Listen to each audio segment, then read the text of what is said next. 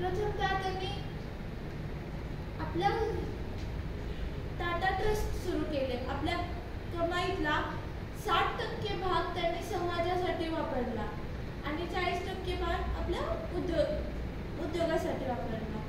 छोट्यातली छोटी वस्तू किंवा मोठ्यातली मोठी वस्तू ही टाटाची प्रत्येकाच्या जीवनात दिसते. रतन टाटा यांनी प्रथमतः त्यांनी समाजासाठी खूप योगदान दिले. त्यांनी खूप कार्य केले.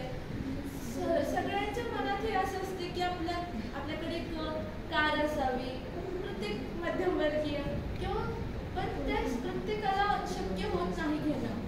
पण त्यांनी अतिशय सोयीस्कर अतिशय कमी किमतीतली फक्त 1 लाख रुपयामध्ये मिळणारी नॅनो कार सुरू केली की प्रत्येकाचं स्वप्न पूर्ण व्हावं की आपल्याकडे कार असावी. व त्यांनी 2008 साली जेव्हा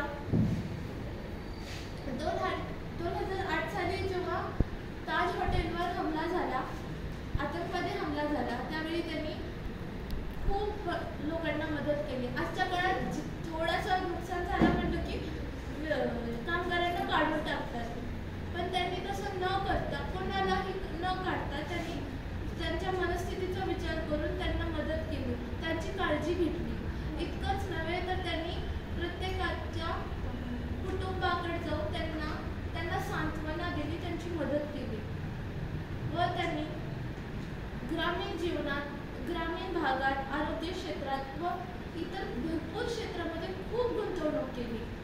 इतकंच नव्हे तर टाटा ट्रस्ट कोलकाता येथील हेल्थ केअर सेंटरमध्ये टाटा ट्रस्ट गुंतवणूक करते व तिने उभारणी केली व त्यांना पाठिंबा ते देतात.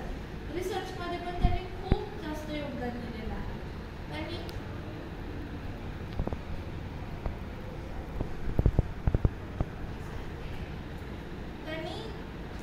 रिसर्चमध्ये जेव्हा कोरोनाचा टाइम होता त्यांनी खूप जणांना रिसर्चमध्ये खूप हेल्प केली. त्यांनी जेव्हा रिसर्च करायचं होतं तेव्हा त्यांनी गुंतवणूक केली. अल्झायमर सारख्या आजारावर त्यांनी योग्य उपचार मिळवून देण्याचा प्रयत्न केला. जेव्हा कमी उत्पन्न असलेल्या किंवा अल्प उत्पन्न असलेल्या व्यक्तींच्या मुलांना योग्य शिक्षण प्राप्त व्हावं म्हणून त्यांनी खूप प्रयत्न केले. त्यांनी Tata education and development trust हे त्यांचं संस्था आहे. त्यांनी त्याच्या मार्फत खूप मुलांना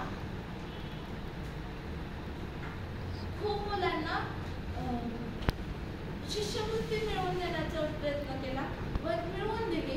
आज